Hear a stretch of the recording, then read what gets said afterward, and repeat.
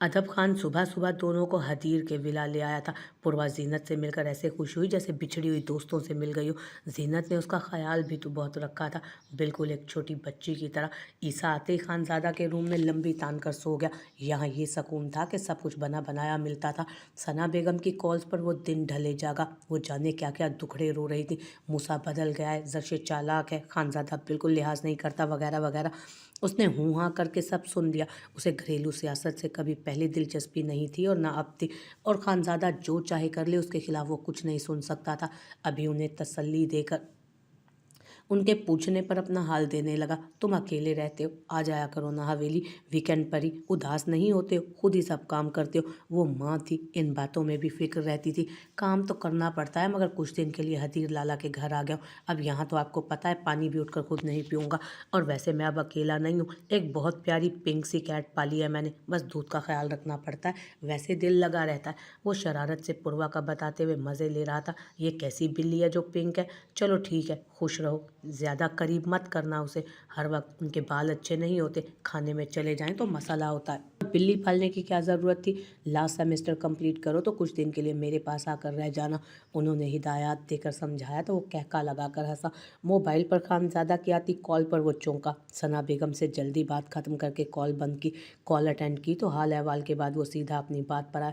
पूर्वा बता रही थी, तुमने टिकट फाड़ दी, ऐसा करने की क्या वजह है? खानज़ादा के संजीदा सवाल पर वो मुंह बना गया। वजह यही है कि मैं रोबोट नहीं हूँ लाला। आपने निकाह कर दिया अपनी मर्जी से, ओके, अब मैं ख़त्म नहीं करूँगा। उस झूठी ने दो चार बातों को चार बनाकर सबको ऐसे बताया। ऐसा कुछ हुआ ही नहीं कि रिश्ता ख़त्म कर दिया जाए। वो खज्जल ज़दा सा बोल रहा था। इतनी बकवास की ज़रूरत नहीं, तुम ही चाहते थे ना ये रिश्ता ख़त्म हो, अब नहीं चाहते बात ख़त्म। खानज़ादा के अंदर सुकून सा फैल गया। तुम्हारी कमिटमेंट का क्या बना? अब बारी थी पिछली बातें जताने की। ईसा ने खुद को तैयार किया। ख़त्म हो गया सब। वो मुख्तसर बोला, तुमने ख़त्म किया? पूर्वा के लिए वो थोड़ा हैरान हुआ। नहीं, उस लड़की ने, आपकी इस मासूम गुड़िया ने उसे निकाह का बता दिया था। वो भी जताने से बाज नहीं आया। वो अब भी मेरी गुड़िया है, तो तुमने पास क्यों रखा हुआ है अपने फिर? खानज़ादा ने भी बात पकड़ी। हाँ तो क्या, अब मेरी जान कहने लग जाऊँ क्या उसे? ऐसा भी बेबाक नहीं हुआ मैं कि। उसकी बात पर खानज़ादा को तप चढ़ी। सीधा जवाब देना तो गुनाह समझता था वो। नज़र आ रहा है कि कितने शरीफ हो तुम, ज़्यादा बातें मत बनाओ। उसने संजीदगी से उसे टोक दिया कि हद से ना बढ़े। शरीफ ही हूँ, जैसे वो मुझे मुलाजिम समझ कर रखती है ना। अगर मैं बीवी के हकूक़ से अनजान होता तो पहले दिन हाथ पकड़ कर बाहर निकाल देता। ये तो मुसलमान हूँ कि। ईसा ने फिर से अपनी तारीफ़ शुरू कर दी। ओ मुसलमान, बस कर जाओ, ऐसा ना हो तुम्हारी शादी करने की बजाय मस्जिद बनाकर तुम्हें देनी पड़ जाए। खानज़ादा ने हंसी दबाकर उसे फिर से टोक दिया। ईसा चुप हुआ। ठीक है, एक चांस देता हूँ, मगर उससे दूर रहना। कबूल कर लिया है तो तुम जैसे दिल फेंक इंसान की मोहब्बत का अंदाज़ा है मुझे। अभी बाकायदा शादी नहीं हुई, इसलिए फासला रखना, वरना तुम्हें अच्छा नहीं लगेगा कि जीनत तुम पर नज़र रखे। उसने सुकून का सांस भरकर उसे समझाया और सख्ती से वार्न किया। मुझे लिमिट्स याद है लाला, आपने पता नहीं क्या समझ लिया है। एक बार भी बुरी आंख से नहीं देखा उसे, वो तो नाराज़ ही हो गया था इस पाबंदी पर। खानज़ादा को उसकी परेशानी खूब समझ आई। थी। अच्छी बात है, बाकी लिमिट्स फ़िलहाल जीनत को समझा देता हूँ, अब ख्याल रखना, अल्लाह हाफिज़। उसने मुस्कुराहट दबाकर कहा और कॉल बंद कर दी। ईसा का मुंह बन गया। जीनत से बिछड़ी सहेली की तरह सुबह चिपक चिपक कर फिरती पूर्वा को घूरने लगा। ऐसी शिकायती बीवी मिली थी कि एक एक बात पहुंचा देती थी। अभी सुबह सुबह मूसा ने कॉल करके उसके पाँव पर बाउल मारने पर भी सवाल किया था, जो शुक्र है ग्लास की तरह उसे लगने की बजाय ज़मीन पर लगा था, वरना मारा तो पूर्वा को ही गया था। उसे तो लग रहा था किसी कैमरे को अपनी ज़िंदगी में शामिल कर बैठा है। एक एक मंजर की खबर यहाँ वहाँ कर देती थी। खानज़ादा ने भी जो फैसला रखने की हिदायत दी थी वो समझ गया। वो उसके प्यार की भी खबरें पहुँचाती रही है। जीनत, आज रात बिरयानी बनाना, पूर्वा इधर आओ, बात करनी है। वो किचन में पहुंचकर जीनत को कहता पूर्वा को बुलाने लगा। वो साफ नफ़ी में सर हिला गए। हदीर भाई ने कहा था जीनत के साथ रहा करूं, वो संजीदगी से बोली। जीनत मुस्कुराहट दबा गई। ईसा का चेहरा खिफ़्फ़त और शर्मिंदगी से सुर्ख हुआ। अपने भाई से कहना था कि निकाह भी जीनत से कर देते तुम्हारा।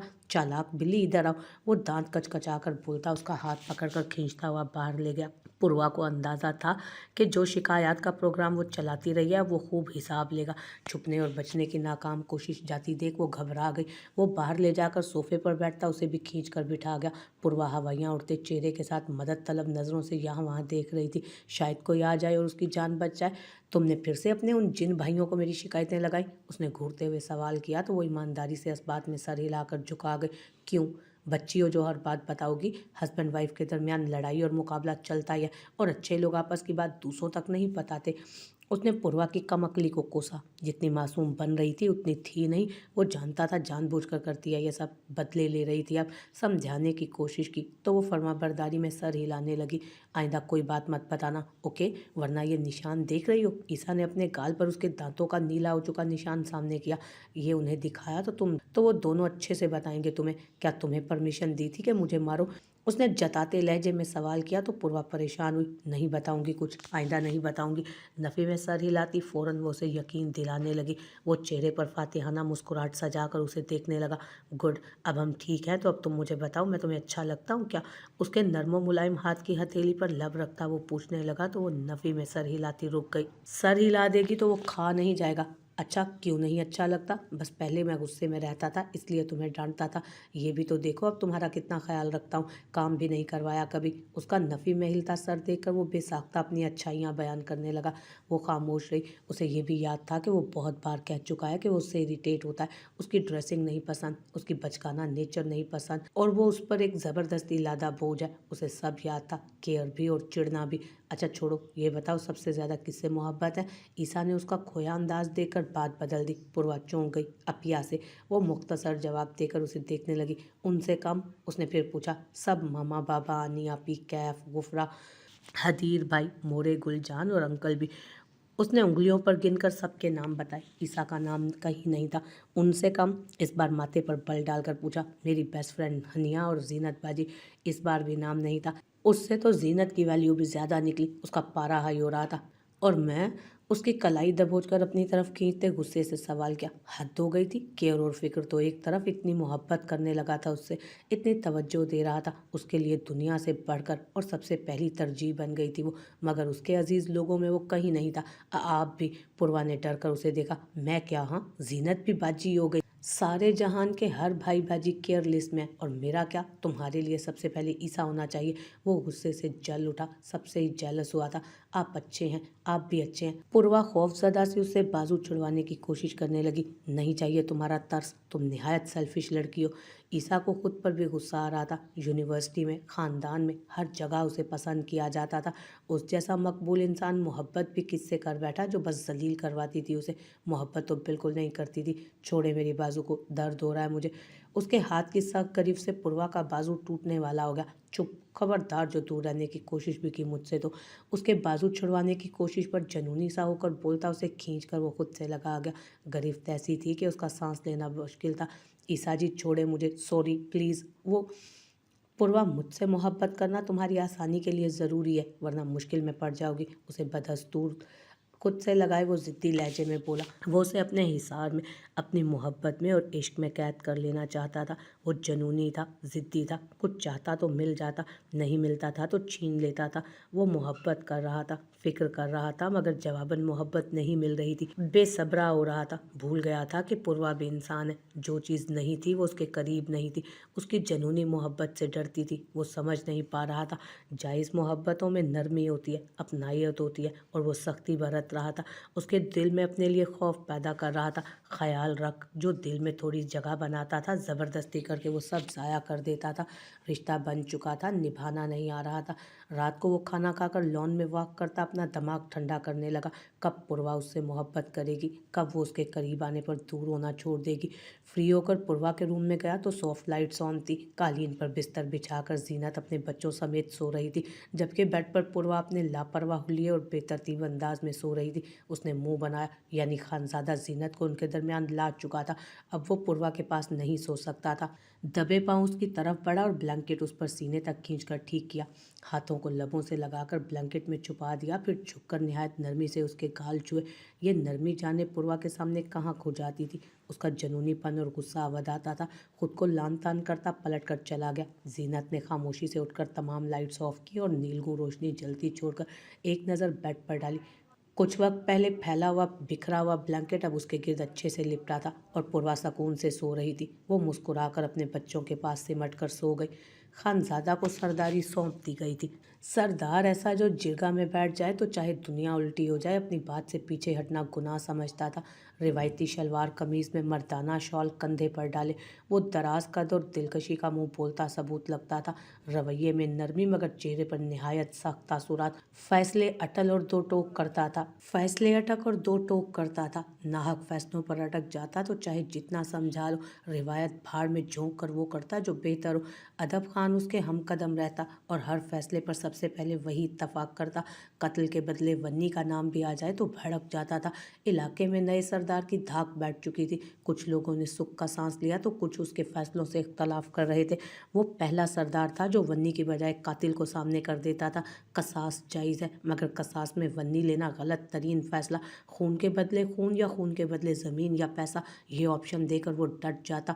उनसे ना एक इंच आगे बढ़ने देता उनको, ना अब पीछे हटने देता। उस वक्त भी जिरगा से वो लौटा तो बहस और दिमाग खपाने के बाद बुरी तरह से थकन सवार थी दिमाग पर। सीधा मर्दान खाने में जाकर खान आजर के पास पहुंचा।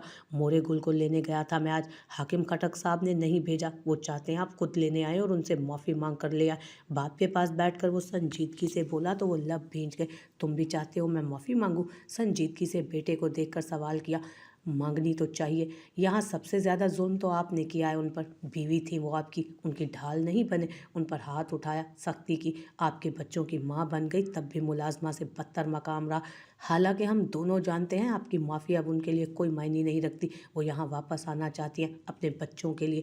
आप माफ़ी मांगे या नहीं वो आएंगी। बस उनके भाई और बाप ज़रा इत्मीनान में होंगे कि अब आपको एहसास हो गया अपनी गलतियों का। वो नरमी से बोल रहा था। बाप थे, मजीद सख्त लहजा अपनाया नहीं जा रहा था उससे। खान आजर ने आ भरी। ज़रूर जाऊँगा, माफ़ी भी मांग लूँगा। वो अपनी गलतियाँ जानते थे, अजाला तो करना ही था। इस बार उन्हें लाएं तो मकाम भी दिलवाइएगा, उनकी ज़रूरतें पूरी करना भी याद रखिएगा। आपने तो आज तक एक ड्रेस भी नहीं लेकर दिया उन्हें। मेरे दिए कपड़े जूते उनकी अलमारी में पड़े रह जाते हैं, उनका दिल नहीं करता कि पहने। दावर और यावर लाला भी लाएं तो बददिली से पहनती हैं। अंदर से ज़िंदगी ख़त्म है उनकी, फिर भी एक कोशिश कर लीजिएगा।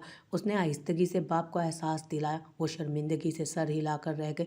वक्त गुजर गया था, अब एहसास भी बेमायनी हो गया था। वो उठकर जनान खाने में पहुंचा तो प्रिहान की क्लास लगी हुई थी। खानी बेगम की डांट सुनती वो रोने वाली हो रही थी। खान यूसुफ एक तरफ सुकून से बैठे थे। जब से खानजादा ने सरदारी संभाली थी वो तो जैसे जवान हो गए थे। गरूर लौट आया था उनका। क्या हुआ है, क्या बात है मोरे? वो फिक्र से बोलता उनकी तरफ बढ़ा। प्रिहान बेचारगी से उसे देखने लगी। समझा दो अपनी बीवी को, वक्त पर खाना नहीं खाएगी तो मुझसे नरमी की उम्मीद मत रखना। इसने सही से खाना पीना फिर छोड़ दिया है। और ये देखो, उन्होंने टेबल पर पड़ा बाउल्स उठाकर सामने किया। नूडल्स, वो भी सही स्पाइसी वाले। प्रिहान ने पहलू बदला। ये मीने और संदल से ये गन बनवा बनवा कर खा रही है। कल इसने चटखारे ले लेकर दही बड़े खाए जो निहायत मसालेदार थे। क्या असर पड़ेगा बच्चे पर? वो सुर्ख चेहरा लिए बोल रही थी। खानजादा ने गहरी सांस भरकर प्रिहान को देखा जो रूनी सूरत बनाए सर झुकाकर बैठी थी। गुलजान के जाने के बाद अब कहीं जाकर यह आज़ादी हाथ आई थी। मुलाजमाओं को हुक्म देकर वहीं किचन में बैठकर चटखारे ले लेती थी। एक दिन पहले खानी बेगम की नज़र उस पर पड़ी, तब दही बड़े तो उसने जल्दी से ख़त्म कर लिए, मगर आज नूडल्स का बाउल हाथ में आते ही उन्होंने छापा मार दिया था। मैं समझाऊंगा मोरे और सबको मना कर दे, आइंदा ऐसा कुछ नहीं बना कर दिया करें वो, उसने संजीदगी से कहा। तो प्रिहान ने सर उठाकर खफगी से उसे देखा। यहाँ तो वो भी दुश्मन निकला। क्या देख रही हो उसे? आंखें नीची करो, बहुत बेअदब है ये, किसी बात पर नहीं टोकते हो तुम। खानी बेगम का बीपी हाई हो रहा था, वो मुंह बिसोरती सर झुका गई। खान यूसुफ तासुफ से नफ़ी में सर हिलाकर अपने उस रूपदार पोते की तरफ देख रहे थे जो बुजदिली दिखा रहा था उस वक्त। पानी पिलाओ, चाय बनवाओ, थका हुआ आया है घर खानी। खान यूसुफ के टोकने पर खानी बेगम ने फिर से प्रिहान को घूरा, जिसे कई बार समझा चुकी थी कि खानजादा आए तो बिना कहे पानी ला कर दिया करो और चाय भी बनवा लिया करो। वो गड़बड़ा कर उठी और किचन की तरफ बढ़ गई। खानजादा ने मुस्कुराहट दबाकर अपने कदम कमरे की तरफ बढ़ा लिए। असर का वक्त था। खानी बेगम नमाज के लिए उठ गईं और खान यूसुफ भी आराम की गर्ज से अपने कमरे में चले गए। वो चाय और पानी लेकर आहिस्तगी से सीढ़ियाँ चढ़ती कमरे में पहुंची। नूडल्स हाथ से जाने का गम ताज़ा था। वो सोफे पर टेक लगाए बैठा था। उसके आने पर संजीदगी से उसने उसे देखा। वो टेबल पर ट्रे रखती खामोशी से बैठ गई। क्यों करती हो ऐसी हरकतें? ये क्या तरीका है? कप रखते ही वो उसकी तरफ मुड़ा तो उसके सवाल पर वो मारे गम के रोने लगी। अच्छा बस अब आप डांटते नहीं लग जाइएगा। पहले ही आपकी मोरे ने इतना डांटा है मुझे, नूडल्स चखने तक नहीं दिए। आपने भी संदल वगैरह को मना करवा दिया। अब तो वैसे ही वो कुछ नहीं बना कर देंगी तो डांटने का क्या फ़ायदा?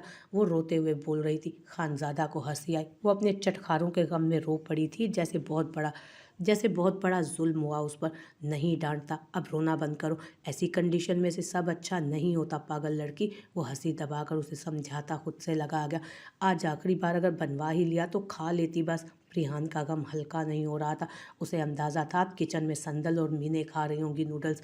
छोड़ो ना, नुकसानदेह चीज़ है, फिर कभी खा लेना। उसने नरमी से उसकी पूंछ सहलाते हुए कहा।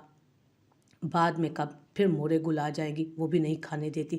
वो आंखें रगड़ती बेचारगी से बोली। वो नफ़ी में सर हिलाता उसके हाथ आंखों से हटा गया। रो रो कर सत्यानाश कर बैठी थी अपनी आंखों का वो। बाद में मतलब अभी नहीं, बाद में, अब ये रोना बंद करो। नरमी से उसके आंसू साफ करते उसे रोने से उसने मना किया। लबों से नम पलकों को मोहब्बत से छुआ तो प्रिहान ने दिल में शुक्र अदा किया कि वो गुस्सा नहीं हुआ। जैसे बाहर देख रहा था उसे लगा आज खैर नहीं, मगर आंसू बहुत अच्छा हथियार थे उसके पास। उसके कंधे पर सुकून से सर रख गई तो वो उसके बालों में उंगलियां चलाता प्यार से उसे खुद में समेटे बैठा रहा। समझाता रहा कि उल्टा सीधा खाने और अच्छी खुराक से लापरवाही पर असर डायरेक्ट बच्चे पर पड़ेगा। उसके कंधे पर सुकून से सर रख गई, वो बालों में उंगलियां चलाता प्यार से उसे खुद में समेटे समझा रहा था। उल्टा सीधा खाने और अच्छी खुराक से लापरवाही पर एक पुरअसर लेक्चर लेती प्रिहान सब कुछ लोरी की तरह सुनकर नींद में पड़ चुकी थी। उसे बिस्तर पर लेटाकर वो देखने लगा। अच्छा खासा सबको तंग कर रही थी वो। एक तो खुराक सही नहीं ले रही थी, ऊपर से बेवक्त सोना। वो तो समझ नहीं पा रहा था कैसे उसकी रूटीन स्टेबल करे। उस पर सख्ती करना तो उसे आता ही नहीं था। वहाँ दूसरी जानिब खान जवार के पोर्शन में एक सर्द सी जंग छिड़ी हुई थी। मूसा जा चुका था, मगर जाते जाते नाराज़गी के तौर पर माँ से मिला तक नहीं था। जरशे मूसा के बगैर वहाँ से जाने का सोच कर ही घबरा रही थी। मूसा मिले बगैर चला गया, ये भी दुख था। खानजादा ने खटक हवेली जाने का कहा तो वो इनकार कर गई। मूसा ने कॉल पर भी बात नहीं की। वो खुद कॉल मिलाने से घबरा रही थी। बोलाई बोलाई सी वो हवेली में घूम रही थी।